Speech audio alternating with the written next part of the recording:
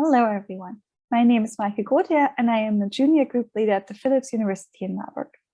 In this course, we will go over a special use case of tractometry, which is to apply it to infant data.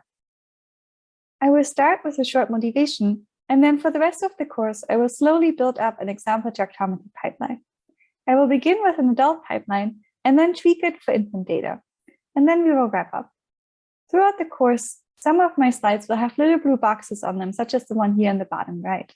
These are not immediately relevant to the talk, but rather point out resources for further reading and other hopefully useful links and tips. During the course, I will also pose a few quiz questions, which hopefully will keep things interesting.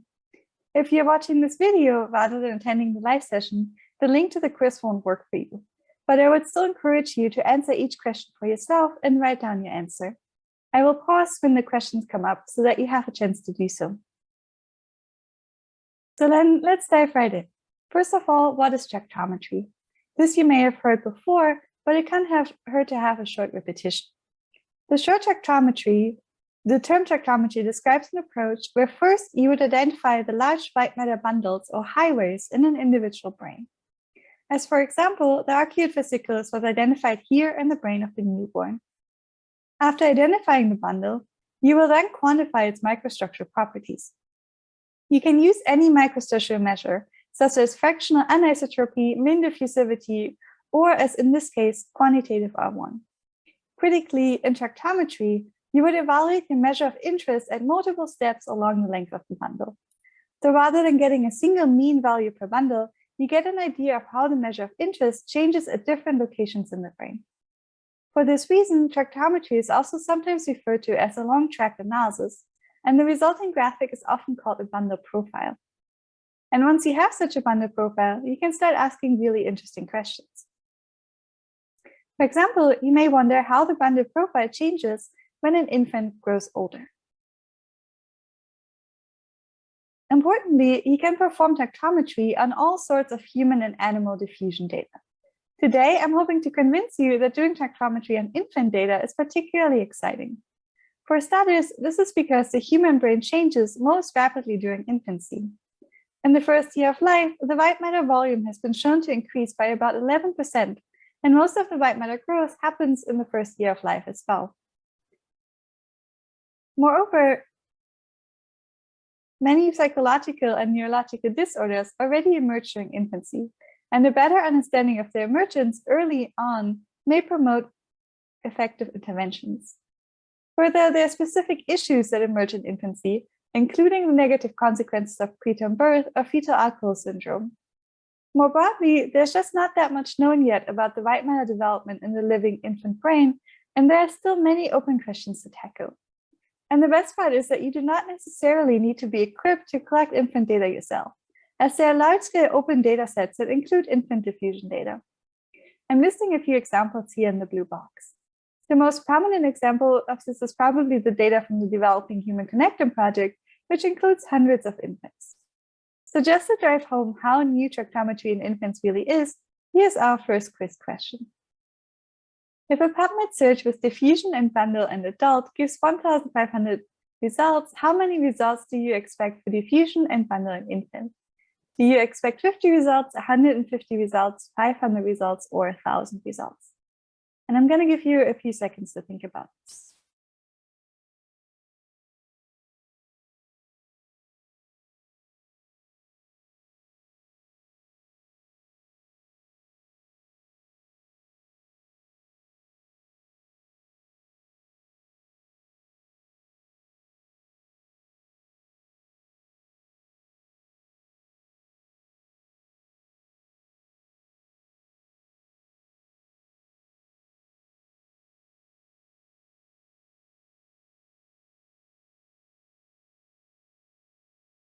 The correct answer here, at least last week, is that it gives you about 150 results, which I hope illustrates how many cool open questions there are still to answer regarding infant diffusion data and tractometry.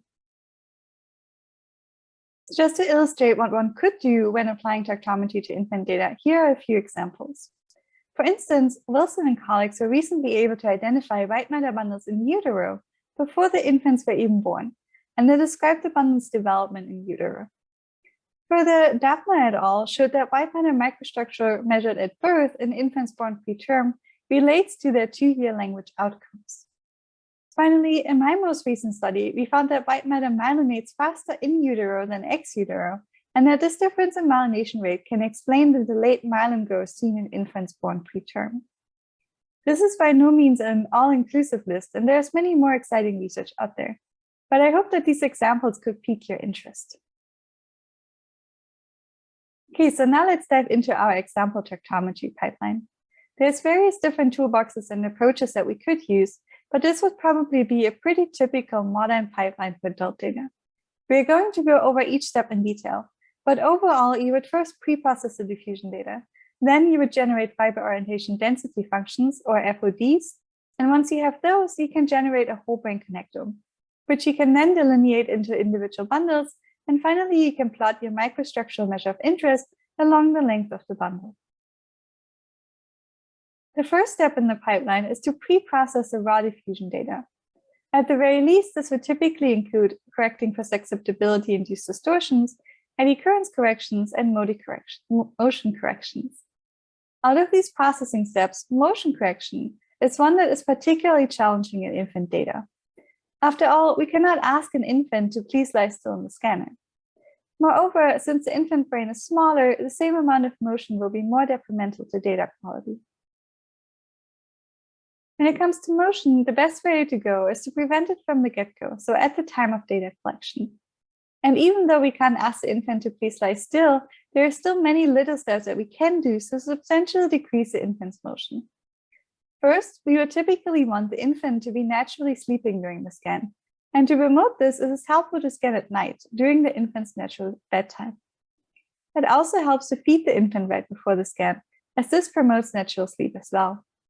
You can further reduce motion and encourage sleep by swaddling the infant, or even by using a professional immobilizer. There are now also infant head coils on the market that closely fit the infant's head and will likely have a large impact on the data quality. These coils also have a space for headphones and other ear protection, which of course is not only vital to the infant's sleep quality, but also to their well-being. Finally, and most importantly, you would need to monitor the infant carefully and be very patient.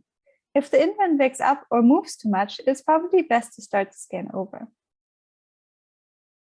But all that said, as with all MRI scans, there will always be some motion left over. So when working with infant data, you just want to make sure that you're utilizing the latest approaches for motion correction. For example, you could use the newest version of FSL's eddy tool, which performs motion correction in 2 steps. First, it does outlier replacement, which means that every slice whose average intensity is some standard deviation lower than the expected intensity is being replaced with a predicted slice. The idea behind this is that motion will lead to signal dropout in the diffusion image, and in order to get rid of this, eddy removes slices that have very low signal. In the next step, it then checks if slices within one volume are aligned to each other, and if not, it realigns them using a process akin to rigid body alignment. I would also recommend paying attention to the output of your motion correction, as this will help you decide if some data may need to be excluded due to excessive motion.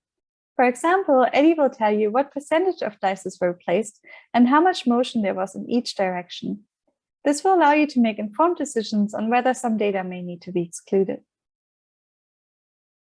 Once you have pre-processed the diffusion data, next we need to generate a connectome or tractogram. For this, we will use an approach referred to as multi-shell, multi-tissue constraint spherical deconvolution. There's obviously a lot to unpack there, so let's start with constraint spherical deconvolution. Each white matter tractogram generally consists of millions of streamlines that pass through the brain and hopefully represent a model of what the actual white matter fibers of the brain may look like. In order to draw these streamlines, we need to understand what the diffusion looks like in each voxel of the brain so that we know how streamlines may travel through the voxel. In the classical approach, which is called diffusion tensor imaging, we will describe the diffusion in a voxel with a single tensor. The tensor gives us the strength and the mean direction of the diffusion in each voxel.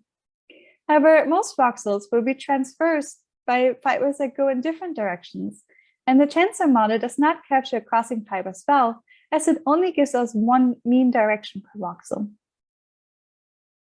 Constraints Mareike deconvolution is a more sophisticated approach where we decompose the diffusion signal into a number of individual fiber orientations or FODs. Thereby, we are better able to deal with crossing fiber regions and to trace more accurate streamlines to the brain. Importantly, in order to better match biology, we want our streamlines to be limited to white matter. Hence, in multi-shell, multi-tissue constraints Mareike deconvolution, we generate FODs separately for the white matter, the gray matter, and the CSF. However, in order to do this, we need an automatic way to distinguish between these tissue types and draw boundaries between them.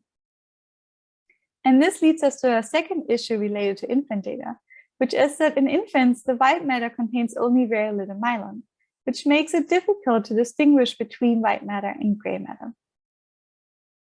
So just to illustrate this, here's our second quiz question, which is, in a T1 weighted image of a newborn, what is brightest? A, the white matter, B, the gray matter, or C, gray and white matter are equally bright? And again, I'm going to give you some time to think about this.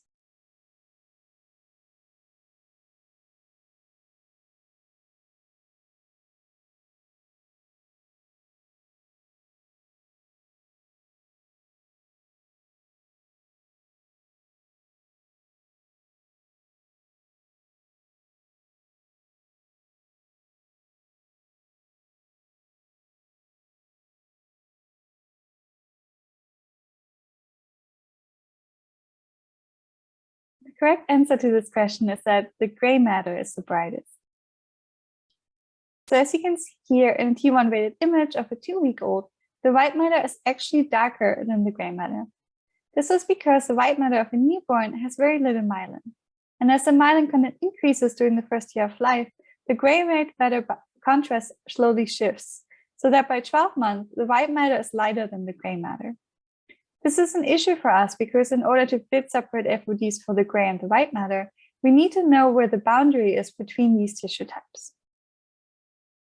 In adult diffusion data, we would sometimes use a cutoff in FA to determine what is white matter and what is gray matter. As in adults, the highly myelinated white matter has a higher FA than the gray matter.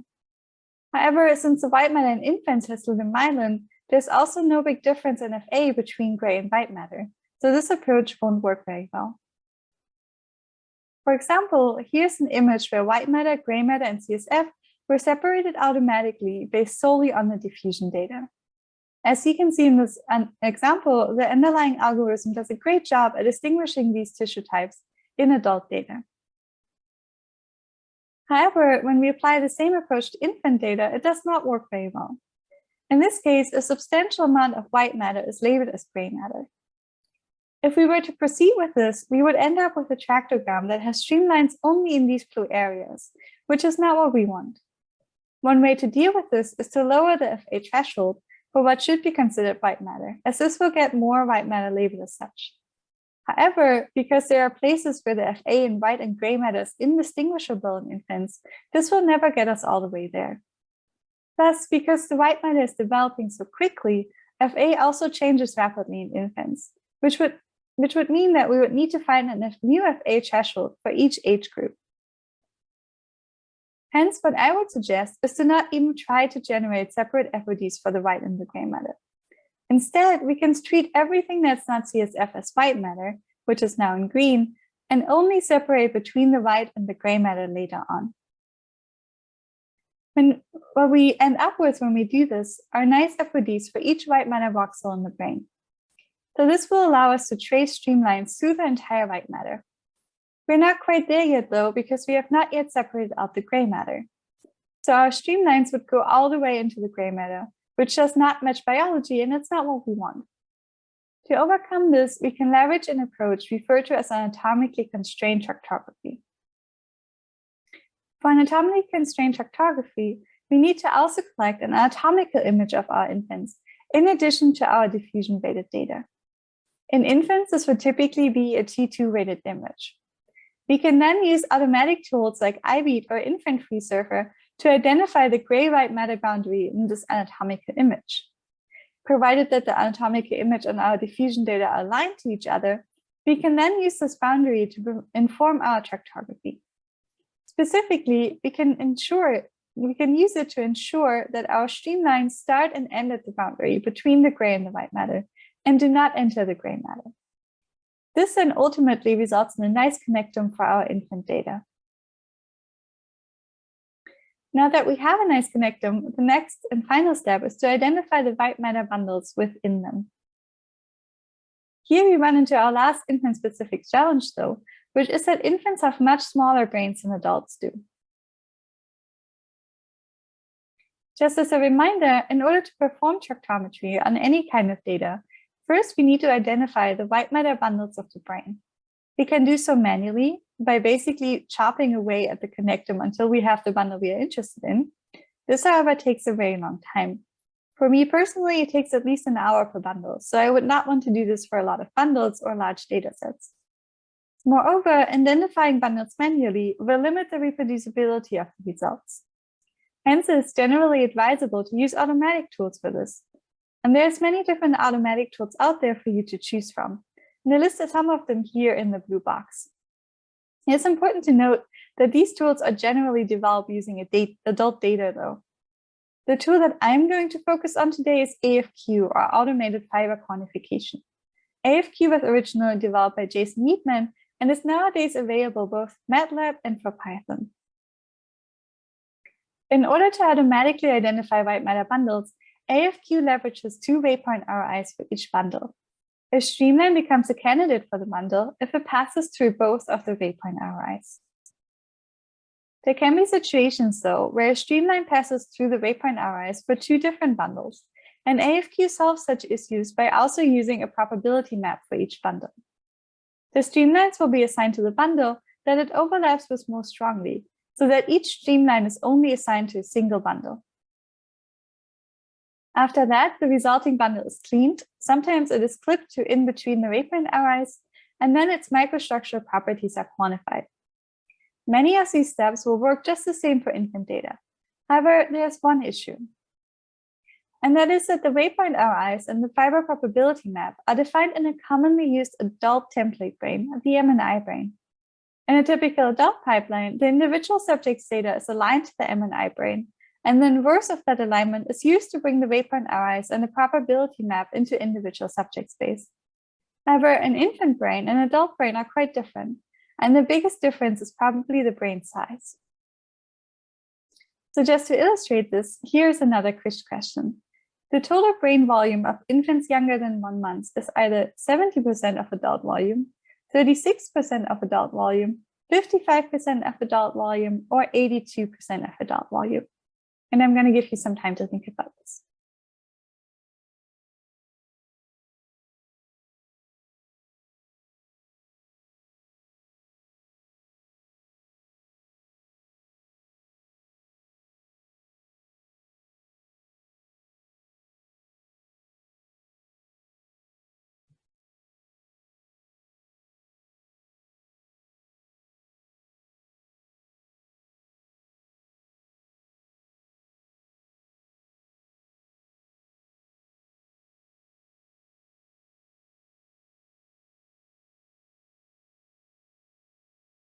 Based on recent literature, the correct answer to this question is 36% of the adult volume. So I hope this illustrates how much smaller an infant brain really is compared to an adult brain. What you see here is a B0 image of one of our newborn participants. If we were to use AFQ as is, we would align this B0 to the adult MNI brain, which looks like this. Given that both of these images are in the same scale, this looks like a very difficult alignment to make, and maybe this is not a very good idea. A much better way to go is to align this B0 to an infant-specific template, as this is a much easier alignment to make. For example, you might align it to the University of North Carolina neonate template, which is a baby template built from 94 typical newborns. This will require much less stretching of the individual infant data and will lead to a better alignment. From my experience, an even better alignment can be achieved if you first align the B0 to the same individual's T2 weighted image, and then align the T2 weighted to the template. This is because the T2 weighted image generally has a better contrast and resolution, which makes it easier to align. This last step is optional though. So now you might wonder if this improvement in alignment actually has an impact on the bundles that you can identify.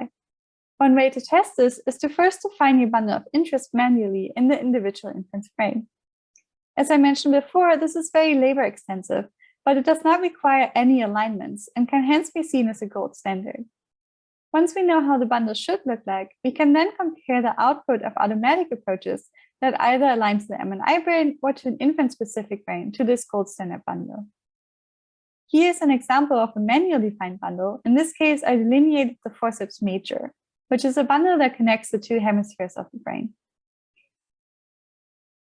And as you can see in this example, using an infant template works much better for identifying the bundle than using an adult template. In fact, in this particular infant, you can't even find the bundle at all when trying to align it to the MNI brain. There's now a new version of AFQ called Baby AFQ, which has this different alignment approach built in. Baby AFQ is available for both the MATLAB and the Python implementation of AFQ. And in this case, it seems pretty reasonable to conclude that Baby AFQ is doing a better job by looking at the data. But we also wanted to quantify this somehow across multiple babies. To do this, we quantified the spatial overlap between the manual bundle and the ones identified by baby and adult AFQ using a dice coefficient analysis. A dice coefficient of 1 would mean perfect overlap between the manual and the AFQ tracks, and a dice coefficient of 0 would mean no overlap. As you can see, both the forceps major and the forceps minor, Baby AFQ has a higher dice coefficient, so it aligns better with the manual tracks than classical AFQ, which emphasizes the importance of using infant-specific tools for infant tractometry. Baby AFQ also includes a few additional changes, such as changes to the waypoint RIs. These changes are, again, helpful for handling the much smaller infant brain size. For instance, many of the waypoint RIs in Baby AFQ are more spatially restricted, which also improves the identified bundles. As you can see in this graph, overall, Baby AFQ performs better than regular AFQ for almost all bundles when working with infant data. And this is true regardless of whether you use the MATLAB or the Python implementation of the tool. I hope this illustrates the importance of using infant-specific tools for infant bundle identification. And luckily, more and more of such tools are being developed at the moment. So instead of Baby AFQ, you could, for instance, also use Tractometry, which is an infant-specific implementation of Tractometry. So now that we have nice bundles in infants, we can analyze and compare various microstructural properties along the length of the bundle. This last step does not require any infant-specific changes because here we resampled the data to a certain number of points along the bundle anyways, so we have moved out of the infant brain space. And just to recap, here's our last quiz question, which is, which tractometry steps are particularly challenging for infant data? Is it motion correction tractography and bundle profile generation, eddy current correction tractography and bundle profile generation, motion correction tractography and a bundle identification, or eddy current correction tractography and bundle identification? I'm going to let you think about this for a minute.